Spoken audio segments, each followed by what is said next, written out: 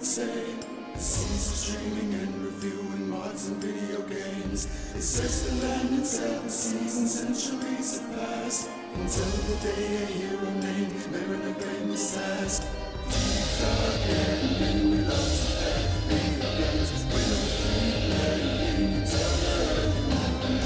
Deep dark gaming, we explain mods and games. Deep dark gaming, we sell the games and more.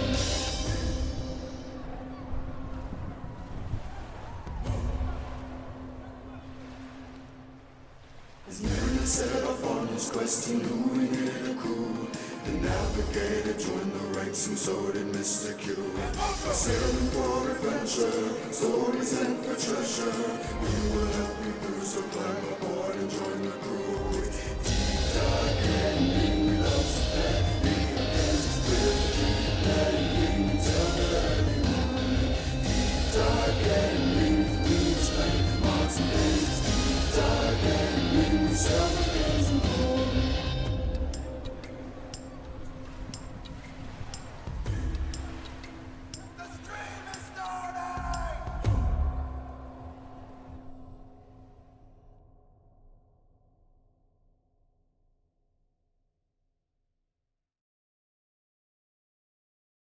Ahoy divers, and welcome back to Deep Dive Gaming. I am the Mariner, joined by Hiro once again.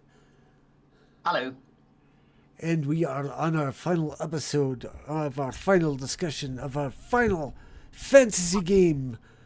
For now, at least Final Fantasy 16. Ahoy Twitch, ahoy YouTube, ahoy Rumble, ahoy Hiro. Ahoy. And ahoy, Mariner Kitty. And ahoy Mojo and Mariner Kitty.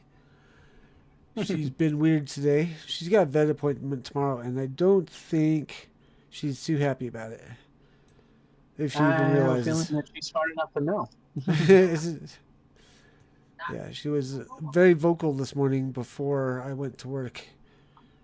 So, but the discussion today is, like I said, Final Fantasy 16. Le Final Fantasy, Le 16. And so we will let Hiro just go ham for a little bit, and then we'll go into some fandom deets. Of course. So, the story of Final Fantasy 16 seems to be a throwback in the timeline. It seems to kind of be more of a medieval themed game. There's airships and things like that that are, kind of out of their time period in it, but it's definitely mostly medieval. Let's see if I can increase the resolution on this, because its playback is not good. There we go. There it goes. So, as you see here, you've got the Phoenix battling Ifrit. And the center focus of this game, of the story of this game, is the summons. But it works just like so many other Final Fantasies before it. Works way different than it did in any of the other stories. The summons are actually incarnated into people in this world. So you have specific people that receive the blessing of the Aeons, if you will. And in this story, each of the Aeons or summons represent a different individual, or are summoned through a different individual. And also another feature of this world is, while magic is a huge boon, it comes at the expense of the people that can wield it, their life force. The more they stole this scene directly from Lord of the Rings, didn't they? I mean, it's almost shot for shot. I don't know that I felt that way when I was playing it. It's completely It just, to me, it just struck me as like completely amazing and so very cinematic. Yeah, well, So, it's definitely has traces of the scene at the beginning of the Two Towers where Gandalf and the Balrog are falling through the endless cavern and then emerging into a yeah. cavern underneath. Okay. So, in this world, magic is the source of magic are these giant crystals. And when I say giant, I mean, like, if you recall, I'll do a throwback to Tyrundeth's Final Fantasy 14 stream that we did with him. And we're talking crystals that are the size of mountains. And those crystals are the source of magic in the world. And of course, they fuel all kinds of different things. People that don't have the gift of magic in their body, um, they can utilize the crystals to channel magic, and they and they don't pay the price, but the price of using magic for a magic user in this world or a sorcerer in this world is the more they use it, the more of their life force is burnt out. And as their life force gets burnt out, their body starts turning to stone. Um, as a addendum, the people that can summon the Aeons also use their life force. So they also would turn to stone at the end of their life. So in this world, each of the nations take hold of or use the gift of or whatever, they recruit a person that can summon an Aeon. And they physically transform into said Aeon. They have, um, gosh, I can't remember all of the Aeon's names. Mojo says You see, new definition of hardbod. that's a good point. Uh, let's see. So the people that can summon the Aeons, or actually, in this world they're called icons. I forgot. Sorry. The people that can summon the icons are called dominants, and each country or each kingdom has its own dominance. So you have the Phoenix, the icon of fire. You have the Warden of Light, which is Bahamut. You have the dominant Odin, the Warden of Darkness. And let's see, you have Titan, which is the icon of Earth. And then, let's see, Drake Sprout, the Mother Crystal sits at the heart. Okay, so then there you have a kingdom that did not have any dominance, thinking the dominants to be unholy abominations. I think that country actually had kidnapped the dominant that controlled Shiva, the dominant of ice, or the icon of ice. And then what was the other one? There was a dominant of wind. I can't remember their name. Oh,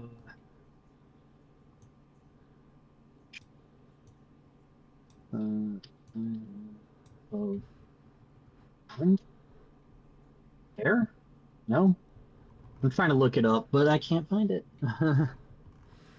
Yeah, it doesn't look like there's a list of Aeons or icons or whatever they're called on the fandom site. No, Which I'll is look it up. weird.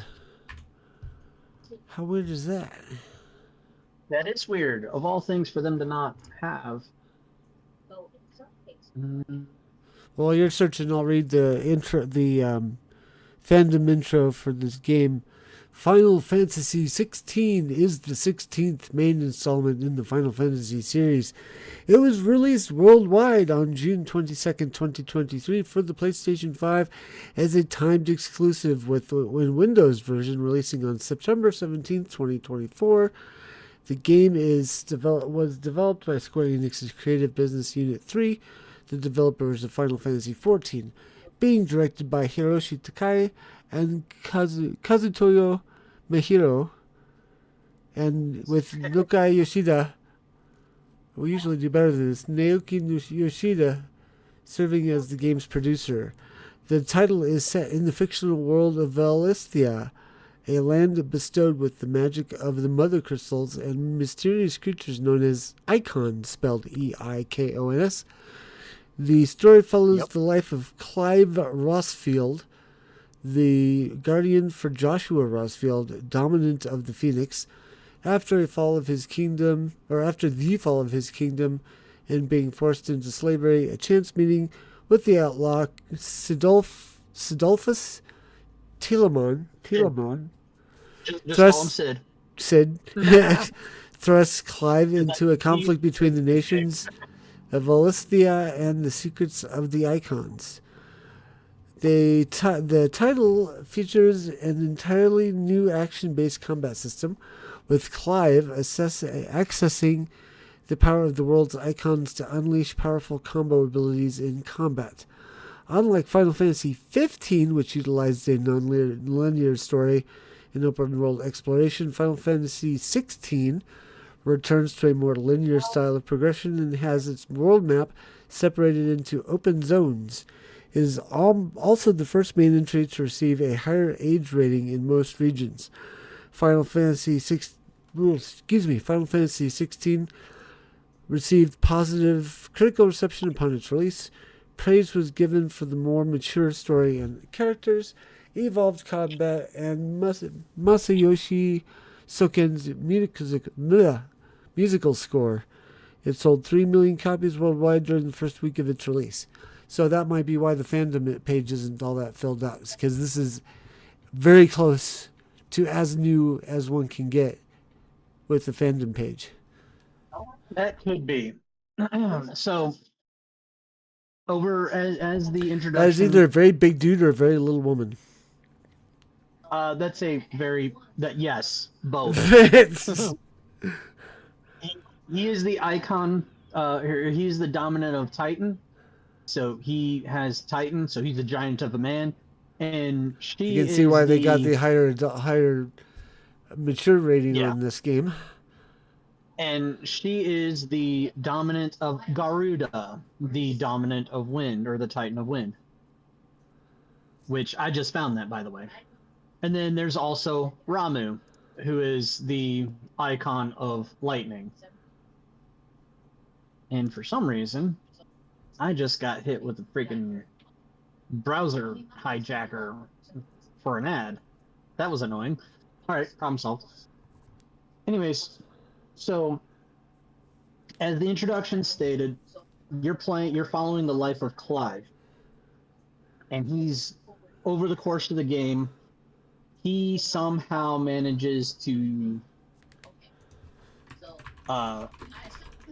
get the powers of all of the icons. And that happens over the course of the game. I'm not going to go into details because spoilers, but basically in the introduction, there is a peace treaty that was being drafted between Clive's home kingdom, who he's a prince of actually, though he was never acknowledged as the next in line. His younger brother was, and his younger brother was chosen to be the heir to the throne because, he manifested the powers of the Phoenix. He manifested the powers of the icon of the Phoenix. And so, and there's Titan, by the way. So, because of that, he became the guardian of his brother. which he kind of resented that, but he also didn't care at the same time. It's kind of hard to explain his emotions on it without playing it, but because I feel like the game actually tells the story better. And there's Shiva, by the way. But he wanted to protect his brother, but what he resented was the responsibility that was expected of his brother, because his brother always seemed to be sickly. Anytime he used his powers, he would, he would be weak. That being said,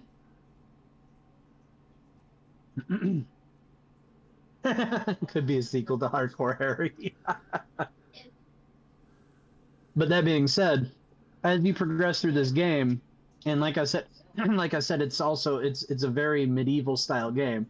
But as you progress through the game, Clive inherits all of these powers of the Titan, of all this and that, and discovers another icon amidst all of this.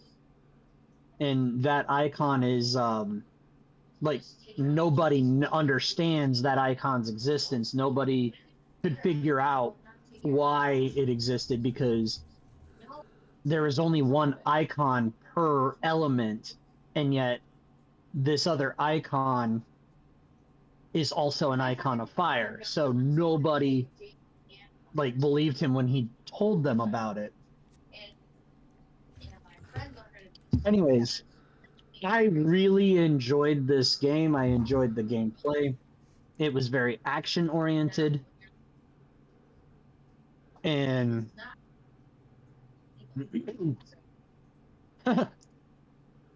it's very action oriented.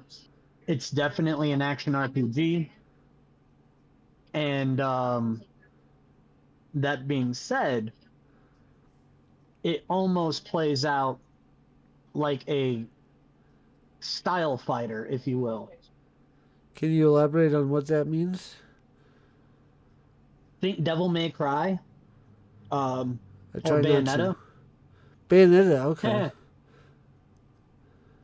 Well, that's a surprise, because Bayonetta is basically a Devil May Cry clone. Oh. Maybe it's just that it's got a better avatar. Well, okay. So I've never actually played. I just know from discussion and looking at some of the gameplay during discussions and lagging out. So Devil May Cry was more of a action-based game, and its combat system was graded, if you will, and you were graded based off of not repeating combos, doing stylish finishers and special attacks, and stringing together combos that were not just mashing A or B. And right, I figured Mojo. Yeah. Mojo said the DMC anime, not the new one, the one on Crunchyroll. Yeah, I figured.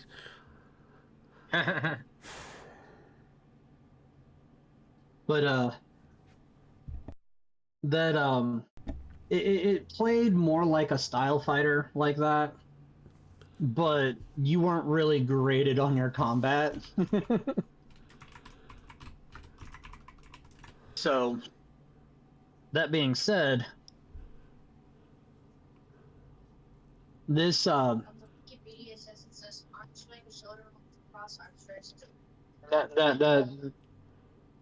being the case, what you sorry, I got distracted by family. This story picks up in the middle of the story and then jumps back to the past, which, by the way, that's young Clive. The day that is Clive, the day of, 13 years previous, the day of his kingdom.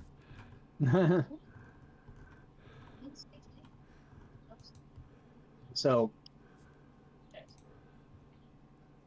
in this, like I said, you follow Clive from his younger years to his adult years, and it paints a tragic picture And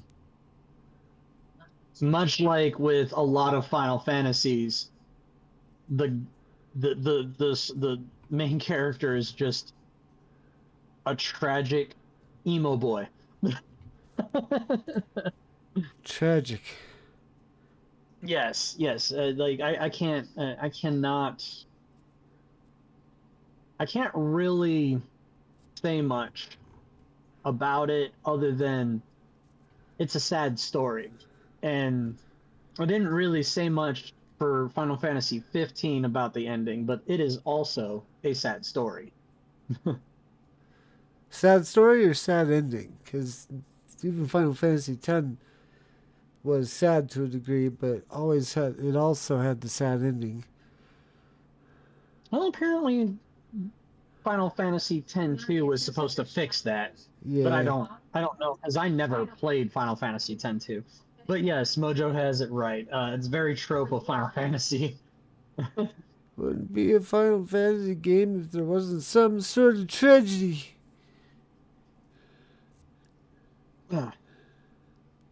But I think I want to avoid spoiling the story, so I think I'll hand it off to you again for you to pick up.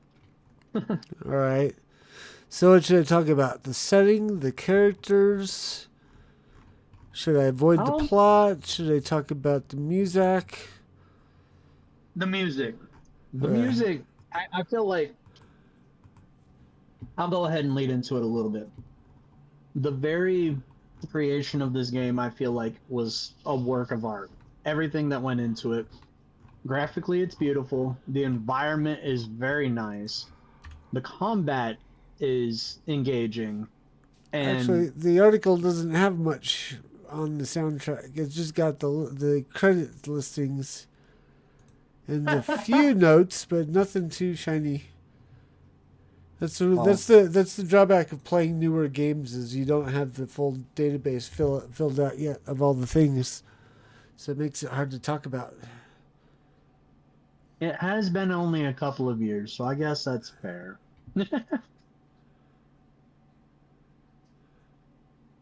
So I guess I'll just go ahead with the music, and then we can probably read up on some of the characters if that's helpful. Okay. But the music coupled with the music coupled with the environment, the story setting, the story progression, it all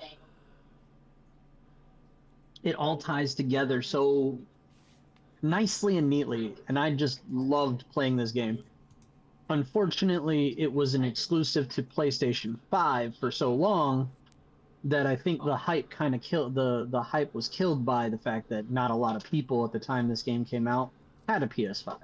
Thank you, Sony, for underproducing. Well, yeah. Or was it there was a couple of different reasons why people couldn't get PlayStation 5s. I think Nvidia contributed to the problem as well. Nvidia contributed to it. The supply supply shortage for components contributed to this.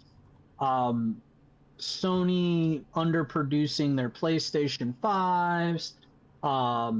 And that also led to scalpers jumping on an opportunity and having no shame and spiking the price to over multiple thousands of dollars. There was a lot of factors that played into it, and it all, you put a neat little bow on the end of it and call it a big old, I'll say dumpster fire, instead of what I really say. Yeah. But the end result was not a lot of people had PlayStation 5. So when this game came out, not a lot of people bought it. Well, now they released it on Windows, I believe. So now the game can be enjoyed by more people, but I feel like, once again, the hype train has already left the station. I liked the game. not a lot of people. I heard contrary to that by a number of people, but also there was a number of people that agreed with me. So I feel like the reviews were rather mixed. It was, in my opinion, good for it to be rolled back to slightly more linear gameplay, but the world was still open enough for you to go out and hit up the side quests and the specialized hunts.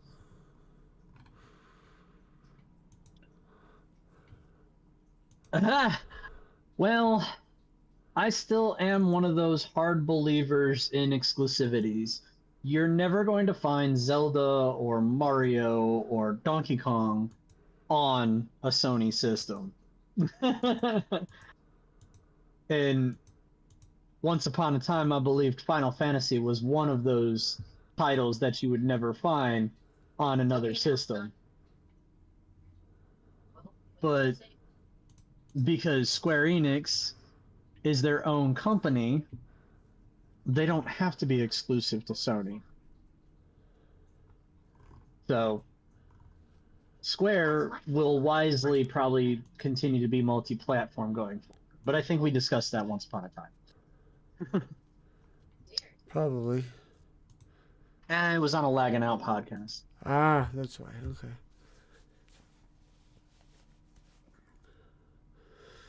So, let's read up. Actually, I think we'll read up on the setting first. We won't. There's not a lot of detail here, but it does go into the different factions that are in this game. So I think it's worth the effort. I think that's a good. The land of Valisthea is studded with mother crystals, glittering mountains of crystal that tower over the realms around them, blessing them with ether. For generations, people have flocked to these beacons to take advantage of their blessing, using the aether to conjure magics that let them live lives of comfort and plenty. Great powers have grown up around each mother crystal, and an uneasy peace has long reigned between them. Yet now the peace falters as the spread of the blight threatens to destroy their dominions. Ahoy, Foxy! Hey there, Foxy. So we have the Grand Duchy of Rosaria. Long ago, a group of small independent provinces in western Valisthea found strength in unity and formed the Grand Duchy of Rosaria. After years of relative prosperity, the duchy now finds itself threatened by the spread of the blight, a threat that, left unchecked, would doubtless usher the realm to ruin. Rosaria draws its aether from the Drake's Breath, a mother crystal situated on a volcanic island off the coast. The dominant of the Phoenix, icon of fire, is enthroned as Archduke when they come of age. That makes sense. And that's what I was talking about earlier. And as you can see, the young brother there has a very sickly disposition. Well, it would help if his parents would dress him up in more boy-like clothing. So, anyways, the Holy Empire of the Sanbreque. Sanbreque is the largest theocratic force in Valisthea.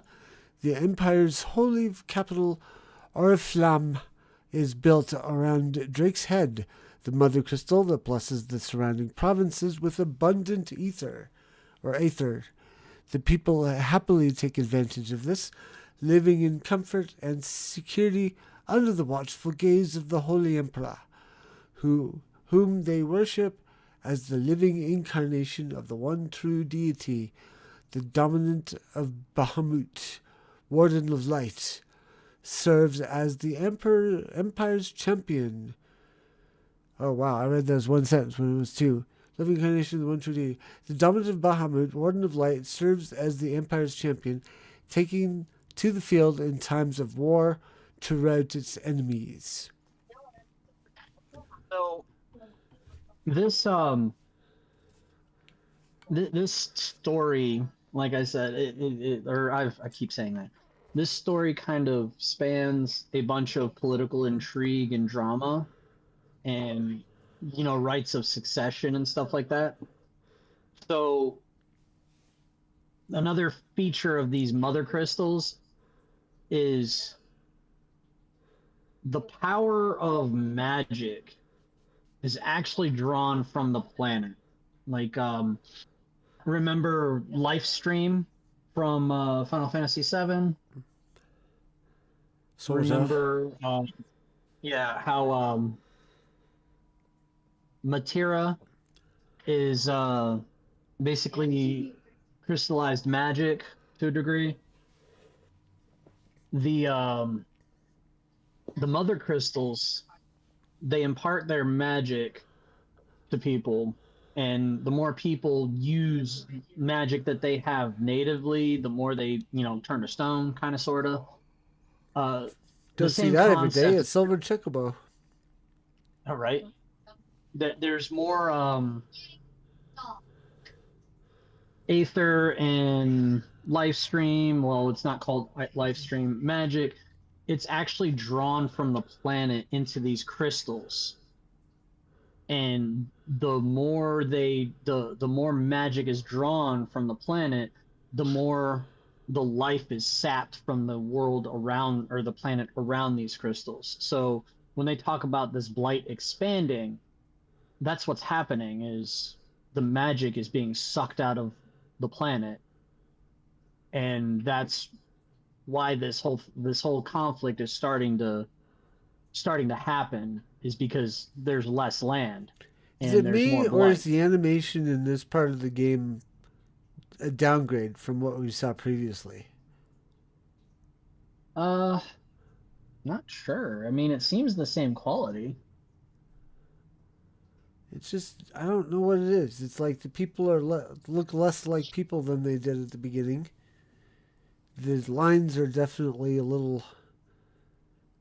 Um, I'm trying to decide if sharper or blurrier is the way I want to say this. They don't look as well defined as they did at the beginning. Here, let me back up to I the beginning and we can compare.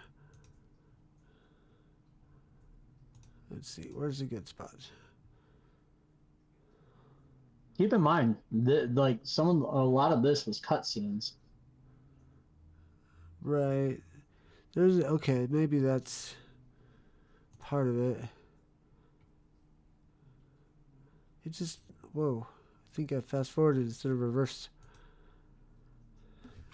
There we go. That's something I was looking for. They look a little. They just look better here for some reason. This is 100% cutscene. I don't know if they have a different animation style that's used for moments where they're transitioning from the cutscene to the actual gameplay. I don't know.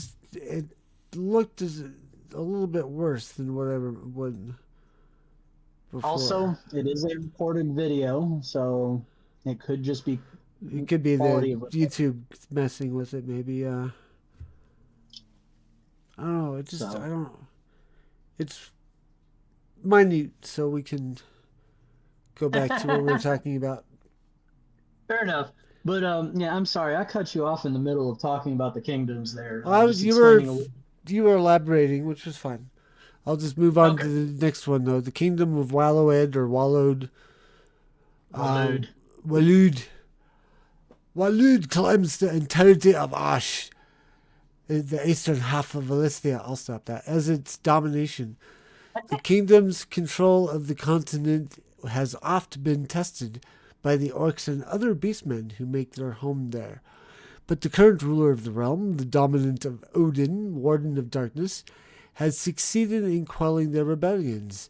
Using the power of the kingdom's mother crystal, Drake's spine, this new king, has built up a mighty army with which he now seeks to test the borders of his neighbors. yes. Any elaboration There's there? there. Well, unfortunately, Walode is endgame content, and any Can't really. Okay. explanation on that would just be spoiler territory, because it's a major plot point. That entire continent is shrouded in mystery, and while he's attacking everything and, challenging borders and, fighting incursions, just everything that he does and how he's doing it is a complete mystery. Gotcha. All right. Wow. Okay, let me figure out how to pronounce this. The Dalmatian Republic. Or is it Dalmatian? The Dalmatian Republic. The Dalmatian Republic? You had it right, though. Yeah. The what did I say the first time? Dalmatian Republic is made up of 5 states, from which the members of its ruling parliament are drawn. Its mother crystal, Drake's Fang, is half hidden in the heart of a mountain range. The Republic's control over it and its ether, securing the obedience of the large part of southern Valistia. The dominant of Titan, icon of Earth, is installed as a special advisor to Parliament and has a significant say in its decision-making. They, for the Dalmatian Republic, let's just say they they feel like a fusion of the Trade Federation and the Senate.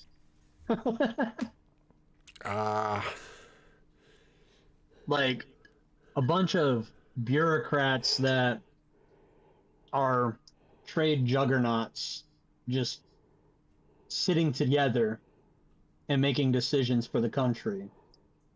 With how will they maintain control without the bureaucracy?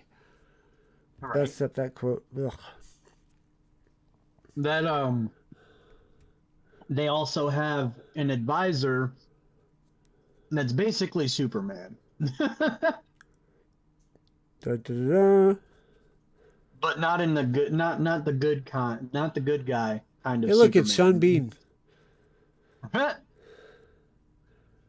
I say Superman. Really, he's just this superpowered juggernaut that could break somebody with his pinky. I will find him. Sorry, I'm getting all these Superman quotes now. But yeah, that's what that kingdom's like. The Iron Kingdom. I just feel like a lot of the references to a lot of these kingdoms, you get very little. You get enough insight into the kingdoms and their inner workings to know what they're about and kind of get an idea for how the kingdom runs. But it's almost like the flow of the story needed it for context to setting, but it didn't have a lot of presence in the stories. I don't know how to explain it other than you get a lot of background in the game, reading codexes and things, but your interaction with their politics doesn't really reach far, if that makes sense. I don't know if I'm really expressing what I'm trying to say very well. I'm kind of getting the idea. Like, you read about these countries, but they don't have deep. They don't take up a lot of time in the story. There we go. That works. It's one of those things that's like, hey, I want to kind of explore these countries and explore more about them, but there's not much to really explore. So, moving on to the Iron Kingdom. A small group of islands off the coast of Storm, the western half of Valistia's twin realms. Here, the crystalline Orthodox, an extreme faith that worships crystals, reigns supreme. The Iron Kingdom controls Drake's Breath, the mother crystal that sits at the heart of one of their islands, long a source of contention with neighboring Rosaria. Isolated and aloof from the mainland nations, the Ironbloods speak their own language. Orthodox doctrine judges dominants to be unholy abominations, and the any unlucky enough to be born on the islands are executed. Oh my. Oh yeah. And then we have the Crystalline Dominion. The Crystalline Dominion sits at the very heart of Elysia, built around the tallest of all the Mother Crystals, Drake's Tail. Many bloody battles were fought for control of this small plot of land due to its strategic importance, till the warring realms finally agreed to an armistice. An armistice, even. As part of the peace treaty, the islands around Drake's Tail became an autonomous dominion led by a council of representatives from the surrounding nations, each realm enjoying equal calm to the Mother Crystal's blessing. Equal claim. Wow, read that word wrong. Equal claim to the Mother Crystal's blessing. No dominant makes their home there. So, because time is now short, I'll just kind of elaborate a little bit. The Iron Kingdom, if I remember correctly, the characters of the or the characters in the game describe the citizens of the Iron Kingdom to be a kind of barbarian type tribe.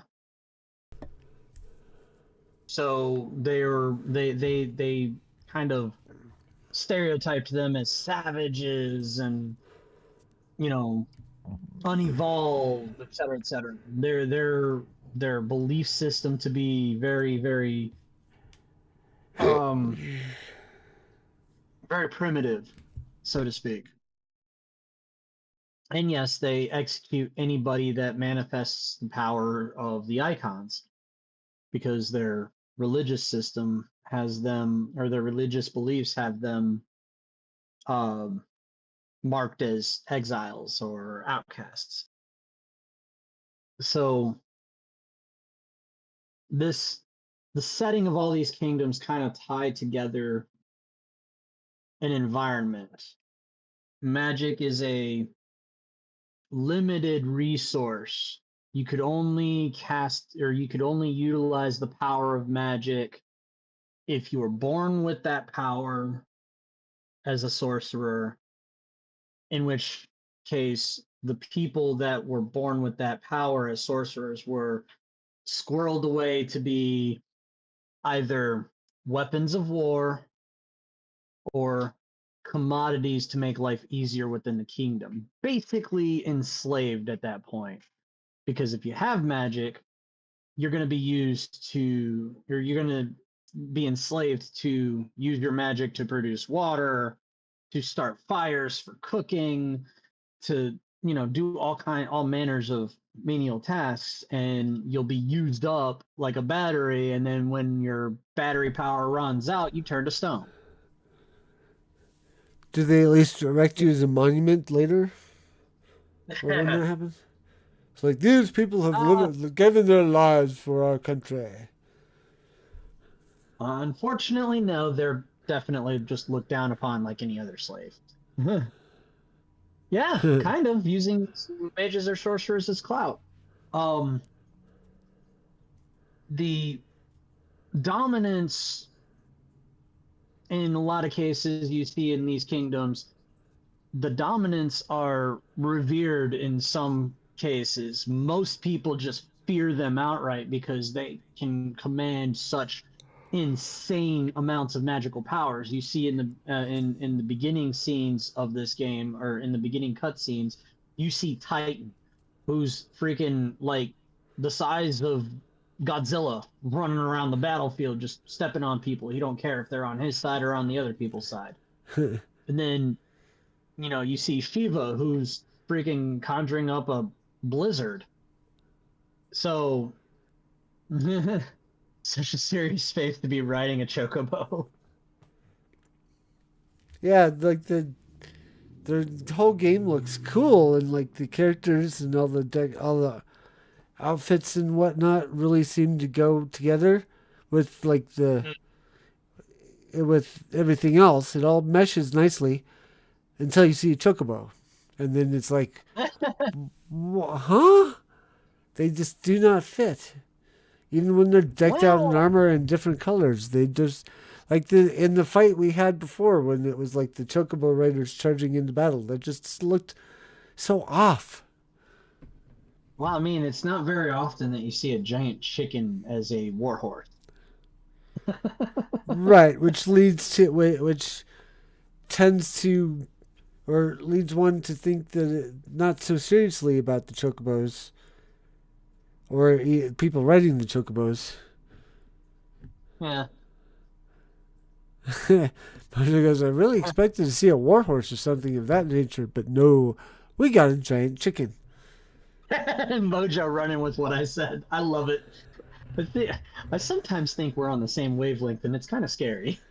She has a talent for tuning into a host's wavelength. She keeps reading my mind.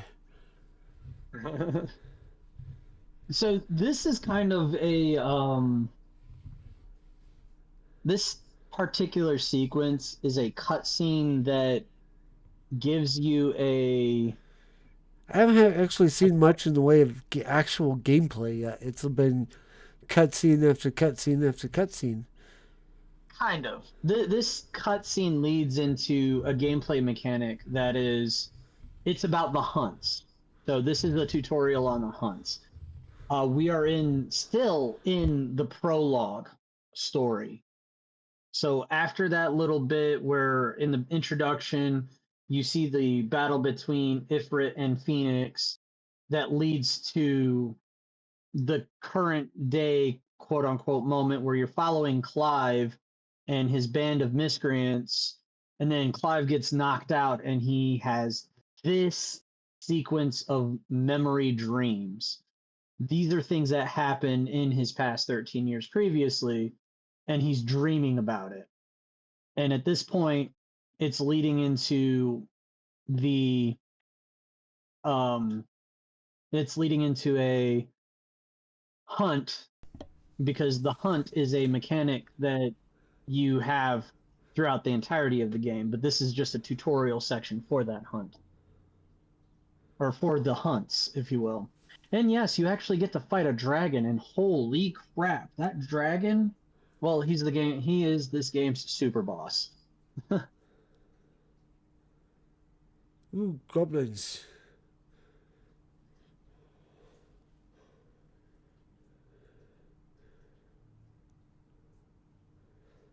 Oh, Yeah. that guy in the lead turns and looks at him like, really? Yep. Rawr, rawr. Ah, yes, goblins. But yeah, I just wanted to kind of express the layout of the store, or not the story, but the layout of the setting. And by the way, I never had talked to anybody about the primary story of Final Fantasy XIV previously, before playing this game. So this particular game was my first introduction to the concept that all of the Final Fantasies. And is that an extra set of ears on those goblin-looking things? Earlobes, earrings. I don't remember. I'd have to get a better look at them. But this was my first introduction to the concept of all of the Final Fantasy games being tied together in a shared universe, or in a shared world. Like all of the from what I'm understanding, each game is a world that is existing simultaneously, and each game represents a fragment of a once unified world. As I understand it, and as Tyrundeth actually explained it during his portion of our streams, is each planet is called a shard, a fragment of a once combined planet, that when everything went boom, like when the Big Bang happened or the world fractured and broke apart, each shard became its own independent planet. And this game actually has an entire plot sequence and an entire set of cutscenes where that's explained in a it's explained in a parable, if you will, by, I'll call him the big bad. So this world kind of and the big bad, by the way, is a being that fancies themselves a god, and a being that gave his powers to mortals in a way that would influence these mortals to act to his interests.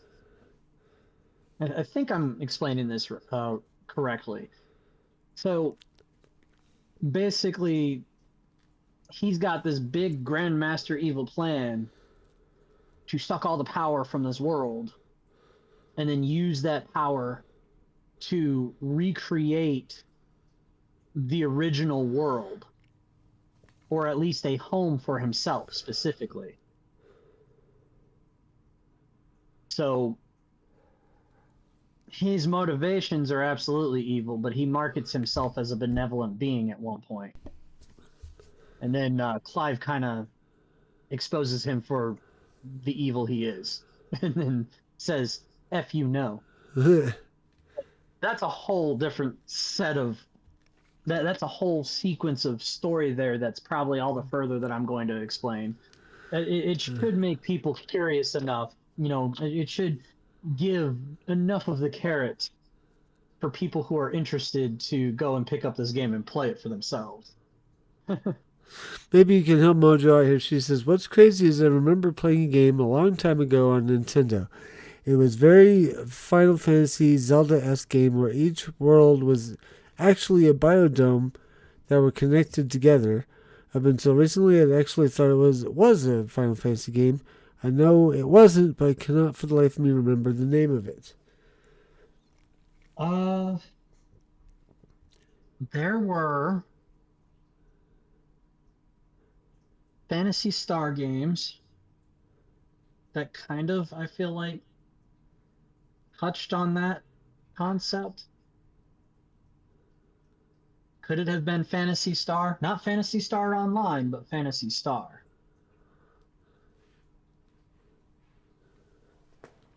Oh yeah, I remember this. Yeah, this fight wasn't that much of a challenge to me, but he might be playing on a higher difficulty. He seems to be doing all right. He also might, whoever this was, also might have been new at the game.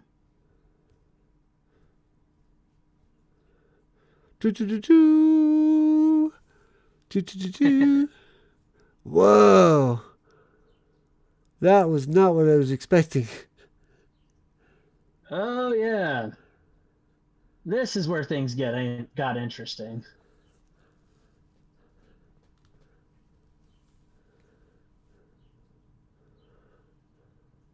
That was one of the combat mechanics that that took a little bit to figure out how to really nail down, and it was figuring out how to balance doing stamina damage or guard damage to stagger your opponents. Once I figured that out, this game became, well, I won't say that it became a joke. It just, will damage.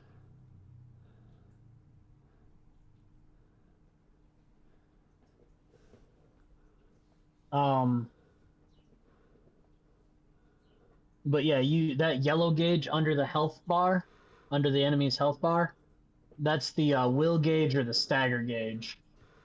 And balancing doing as much damage as possible when the enemy is staggered and dropping back to, recuperate before they swipe you off your feet is that was a challenge to figure out how to figure out the proper balance. And you had gear that would affect the stagger gauge, you had gear that would recover your health or give you bonus health, and you just had to figure out how best to equip yourself to do stagger damage and to do actual HP damage when an enemy is staggered. And it was once you figure out your pattern, or you figure out your happy median, then it's really fun to figure out how much damage you could do when the enemy is staggered, because there were achievements for high damage during a stagger period, and there are bonuses, but damage bonuses you get when you do more than a certain amount of damage on a during a stagger period. Things like that. Yeah. But yeah, I think we're at that time, sir. Yeah, I think we've covered as much as we can cover with this game. So we're going to take the next couple of weeks off from Stream of Consciousness. Hiro's going to play with his mixer. I'm going to do some artwork, and then our next series we should have a better layout for the display, both on my channel and, if Hiro can get things set up properly, on Lagging Out's channel. Because we will be dual streaming here and over there. Yeah, and we'll probably be doing a co-stream where one of us knocks on the other's door and we can share chats. Yeah. But that's a few weeks away while we get things set up. I haven't decided yet whether I'm going to take the time off from streaming on those nights, just to give people something to look forward to, or to maintain or keep doing something like Satisfactory or something, just to keep the algorithm alive and well for that time slot. I'm not sure which yet. But anyways, be sure to check out Hiro on Friday night on the Lagging Out Live podcast, 8 o'clock Eastern Time, 5 o'clock Pacific, where they talk about news, reviews, and pop culture topics of the week. I will be back here on Deep Dive Gaming tomorrow night at 5 o'clock for some more Satisfactory gameplay with Satisfactory. And then Thursday night I'll be on Lagging Out's channel doing pretty much the same thing. Yes, just a nice little heads up. There's more coming. Laggingout.com. I think it might be my week to write, and I've forgotten to do it, of course. Yeah. We don't seem to remember until it's Tuesday evening. Yep. Yes. Oh, man. That is a heavy level of detail on that creature that we've seen probably in every game of the Final Fantasy series. Every Final Fantasy. Marlbow is a commentary on smoking. Yes, the originators of Final Fantasy did that on purpose. made a creature, a plant creature, that has bad breath and does poison damage, and it stinks. Pete, use that. So I think we got everything covered. So Oh, yes. I believe it is time to say goodnight. Absolutely. Good night, everybody. So yes, until tomorrow night, enjoy, and until season 3 of Stream of Consciousness, enjoy Final Fantasy. Fair winds and fun gaming, people. Bye bye. Bye bye.